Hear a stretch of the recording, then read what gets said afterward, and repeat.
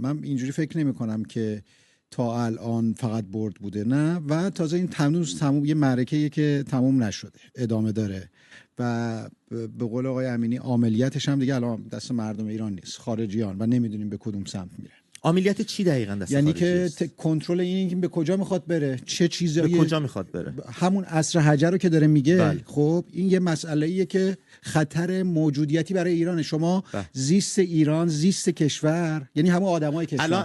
الان که ما هم صحبت میکنیم، ملت ایران تو شهرک‌های هوشمند زندگی میکردن و تفکیک زباله‌ها و بازیافت و ربات میومد در من می‌خواستم نظر بگم، تو خود حرف زدی. نه یه چیزی میخوام بگم، ملتی که از تو سطل آشغال غذا در میارن، توی گور میخوابن، رو پشت بون خونه اجاره میکنن، عصر حجر رو میشه براش تعریف کنی؟ آره نه اجازه بده. شما کشوری که خودت اجاره میکنن، عصر بخونم. حجر رو میشه براش تعریف کنی؟ آره نه اجازه بده. شما کشوری که خودت داروی خودتو توی همین پاستور درست میکردی، با همه این وضعیت داروی خودتو درست میکردی، خب شما تو فولاد خودتو درست میکردی. خیلی کشورها اینو ندارن. بله. مال مردمه، مال ایرانیاست. شما تو کشورت فولاد، شما تو کشورت کارخونجاتی که داشتی و اینا رو دارن هدف قرار میدن، دادن از کشورت میگیرن. گفتم من اینو مشخص کنم، من از اونها نیستم. من از روز اول موافق نبودم. نه ولی گفتم بینندگان بدونن که من نیستم. من از روز اول مخالف جنگم، به خصوص جنگی که آدمایی مثل ترامپ و نتانیاهو بخوان ادارش کنن. هیچ وقت تشکر نکردم، هیچ وقت عمو لینزی نگفتم. من از اونها بودم هیچ وقت. جایگزینت برای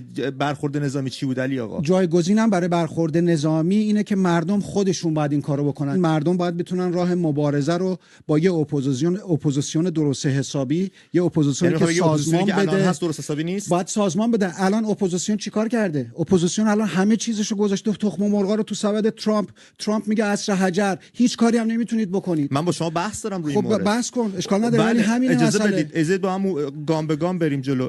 من اشتباه میبینم، خب ایشالله اشتباه ببینم. یعنی اینجوری نمیخوام وارد بحثی بشم که حالا خیلی ناراحت شه. من سیاه میبینم. من این مسیر رو سازنده نمیبینم برای ایران، چون یه آدمی داره تصمیم میگیره که همینجوری به راحتی میگه میبرمتون عصر حجر.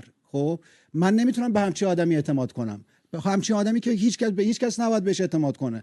و مثلا اینه. ولی خب به هر حال بعضی از هموطنان میرن تشکر میکنن، میرقصن جلوش، نمیدونم آهنگای مورد علاقه جلوی ترامپ کسی نرقصه. مردم توهین نکنن. نه توهین نمیکنم. نه مردم میرن جلوش میرقصن. مگه بعضی براش میرقصن؟ براش میرقصن، کاری ندارم، براش رقصیدن. ولی کاری نداری که داری توهین میکنی. بعد کاری ندارم. نه من توهین ندارم. الان من با تو بحث ندارم. شما یه حرفی زدی از جانب، گفتی همه استقبال میکنن و من اینجا گفتم من نیستم.